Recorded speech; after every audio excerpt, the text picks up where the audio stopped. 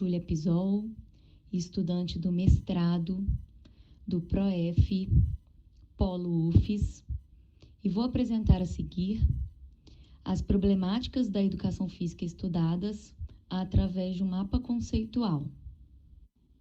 Este mapa conceitual é a culminância da primeira disciplina do PROEF, Problemáticas da Educação Física. São destacados 6 dilemas que afetam diretamente os professores de educação física dentro das suas práticas pedagógicas, buscando construir e apontar alternativas para este enfrentamento. Inicio então com a primeira problemática, o abandono do trabalho docente. Contexto Educação Física Escolar, entre o rola-bola e a renovação pedagógica. Inicio a partir do conceito das atuações docentes, caracterizadas pelo abandono do trabalho docente ou desinvestimento pedagógico, que são as práticas tradicionais e as práticas do rola-bola, em contraste com as práticas que são denominadas práticas inovadoras. Nas atuações caracterizadas por práticas tradicionais ou esportivizadas, a educação física era subordinada aos códigos e sentidos da instituição esportiva, ou seja, tínhamos apenas o esporte na escola.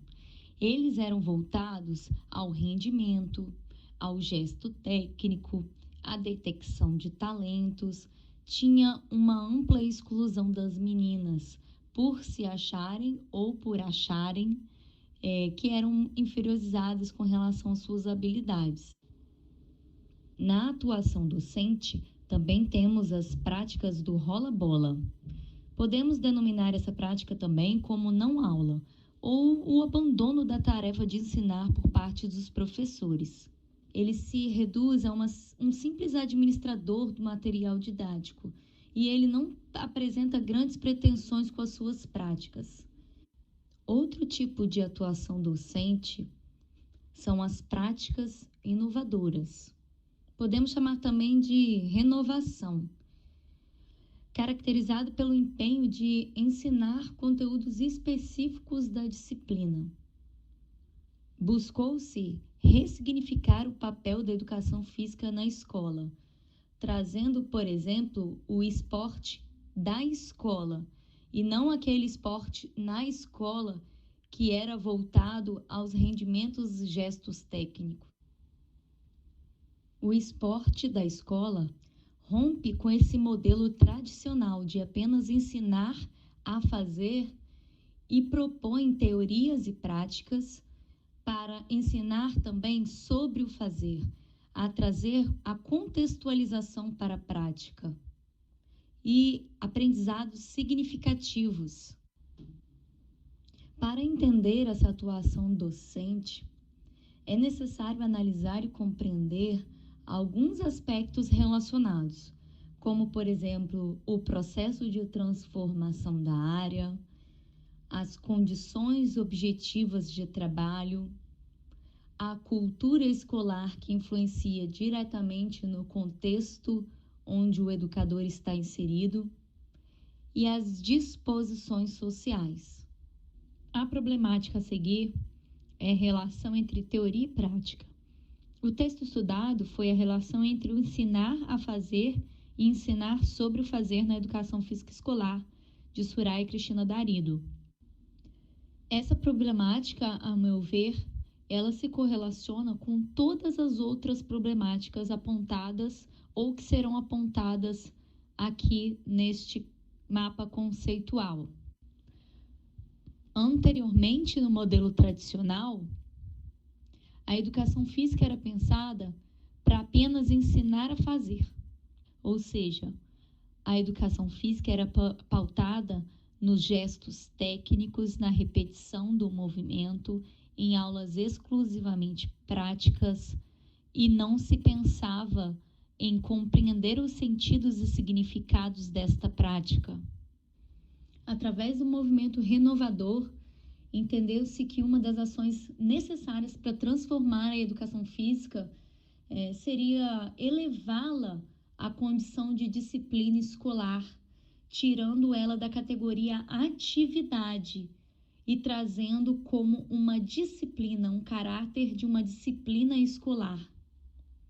Este, inclusive, foi um ponto de inflexão para essa mudança. Trouxeram uma perspectiva da cultura corporal de movimento, onde propunha que as aulas deveriam versar também sobre a compreensão das práticas corporais e não só serem envolvidas pela prática corporal propriamente dita.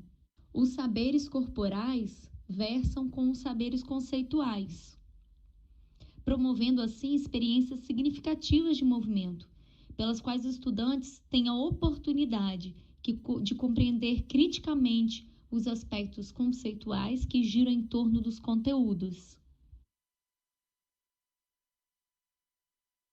Chegamos então à problemática da educação física com relação aos aspectos legais da educação física escolar.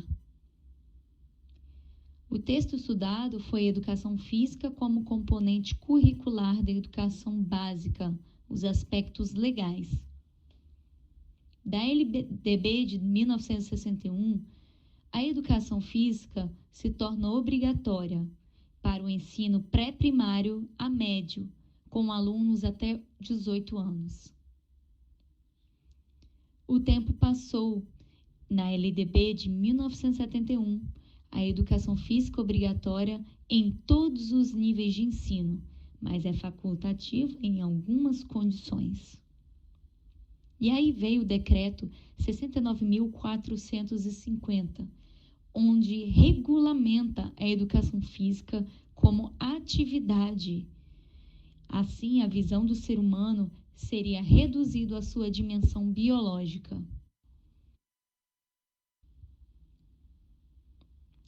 Com a Lei 6.503 de 71, a educação física se torna facultativa para mulher com prole ou aluno de pós-graduação. Vemos aí que a educação física é ligada ao trabalho de capacitação física. Assim, aqueles ligados ao trabalho intelectual não necessitavam dessa prática. Chegamos então a um ponto importante para os aspectos legais da educação física escolar. Foi um ponto de inflexão, onde na LDB de 1996, ela passa de atividade a um componente curricular. Ela se torna obrigatória em todo o ensino básico, porém, ainda é facultativa nos cursos noturnos e no ensino superior.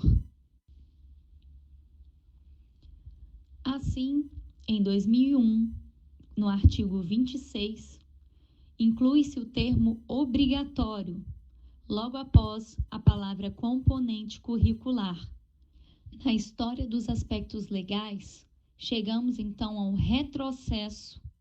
Através da Lei 10.793 de 2003, se torna facultativa a prática da educação física para alguns grupos, causando então dispensa das aulas. A facultatividade estendeu a todos os alunos, independentemente do período do dia que estudam. Então, por que é o retrocesso? Porque, baseado nessa concepção, a educação física é vista como eminentemente prática e que provoca um cansaço físico do aluno. Retoma, assim, a concepção biologicista da educação física, onde aspectos de pensar sobre o fazer não são importantes. A próxima problemática a ser apontada é a questão da indisciplina e afastamento dos estudantes. O texto estudado foi o afastamento e indisciplina dos alunos das aulas de educação física escolar. O texto traz o afastamento dos alunos e a indisciplina. Facilitadores dessas situações apontadas anteriormente, trazemos os aspectos legais ou brechas nas leis, como, por exemplo, as dispensas nas aulas de educação física.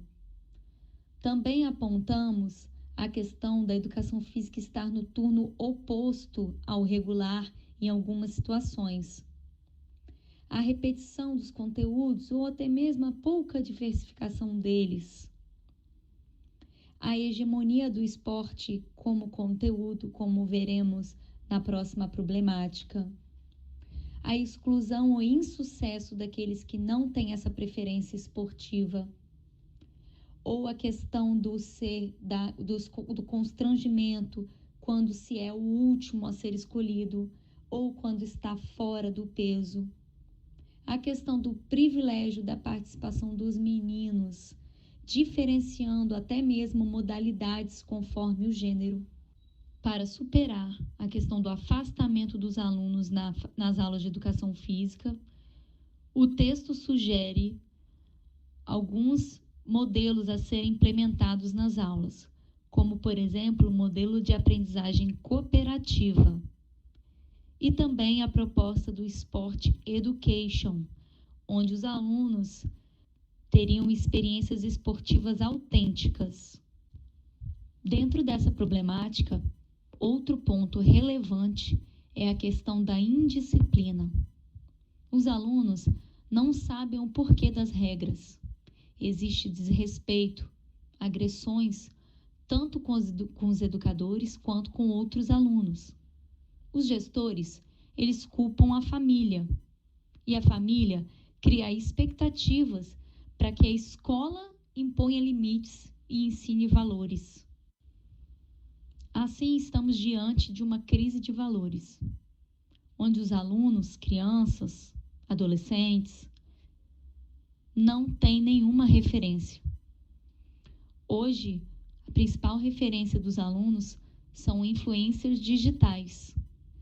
Para superar a questão da indisciplina nas aulas, é necessário que haja uma diversificação das práticas. Necessário também didáticas que contemplem dimensões do conhecimento, tanto prática, quanto teórica, quanto estética ou normativa. Precisamos proporcionar a participação de todos, sem exclusão, de forma equitativa. Também o texto aponta 3 propostas para desenvolvimento de valores e atitudes básicas como respeito e compromisso, a fim de superar essa crise de valores e indisciplina nas aulas. Seria o modelo de responsabilidade pessoal, o futebol callejeiro da Argentina e os modelos híbridos, que juntam várias vertentes num só modelo. Outra problemática das aulas de educação física é a questão da dificuldade relacionada ao ensino do esporte. Estudamos o texto Inquietações no Tratamento do Esporte na Educação Física Escolar, de André Luiz. Inicialmente, nas aulas de educação física, o esporte foi trazido através do modelo esportivista. Nesse modelo, o esporte tem como um fim em si mesmo. Ele era conteúdo hegemônico das aulas de educação física. Assim, a aula se resumia a apenas o ensinar a fazer, e não a ensinar sobre o fazer, buscando uma correlação entre teoria e prática de outra problemática abordada. Essa hegemonia do conteúdo esportivo nas aulas de educação física também foi uma das razões para o afastamento dos estudantes, como visto na problemática indisciplina e afastamento dos estudantes nas aulas de educação física. Os conteúdos abordados, além de serem restringidos ao esporte, eram voltados especificamente e muitas vezes apenas para as modalidades de handebol, basquete, futebol e voleibol. Também as aulas eram pensadas como treinamentos de equipes, em movimentos e gestos técnicos esportivos, e eram voltados exclusivamente para essa experimentação prática. Sabemos que essa forma de tratar o esporte é altamente seletista e segregador e não permite a participação de todos, independentemente de sua habilidade, constituição física, corporal e gênero. A busca de superar os equívocos do tratamento do esporte na escola, vieram as abordagens pedagógicas renovadoras, de maneira a tratar o esporte pedagogicamente, pensar em tipos de abordagens para esse esporte. Assim, o problema não era o conteúdo em si, esporte nas aulas, e sim como ele estava sendo tratado na escola. Era necessário a compreensão dos significados do esporte, contextualização das aulas, pensar sobre, não só apenas executar, envolver questões sociais em discussões, debates e ter respeitos à individualidade. Era necessário adotar um novo sentido para o ensino da técnica, sem a necessidade de uma perfeição dos gestos técnicos. Cabia, então, refletir qual era o real significado da educação física no contexto escolar. Também deveríamos pensar no rendimento versus a ludicidade e também ultrapassar os limites do ensinar a fazer para o ensinar sobre o fazer, assim como relacionado na problemática teoria e prática. Outra problemática estudada foi a questão de gênero na educação física escolar. Os autores estudados questionam por que aulas mistas ou separadas por sexo? E a questão da separação de conteúdos para meninos e meninas? Antes, existia como pano de fundo para justificar essa separação os pressupostos nos componentes biológicos e foram utilizados como álibi. Mas sabe-se que as diferenças dos sexos não são construídas exclusivamente pelos componentes biológicos.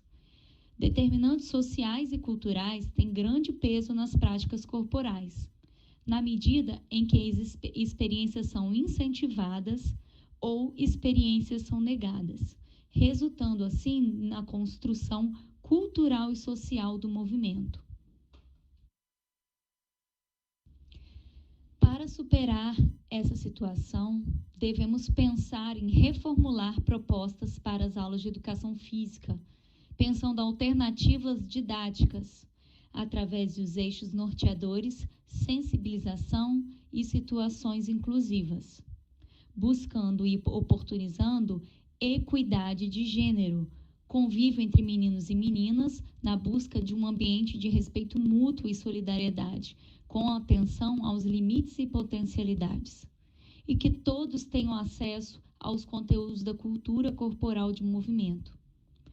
Cabe indagar que a instituição escolar não pode se furtar do compromisso de permitir que seus alunos se sintam em casa no mundo, independentemente de suas características físicas, classe social, cor de pele, identidade de gênero, orientação sexual, orientação política, religiosidade, dentre outros aspectos.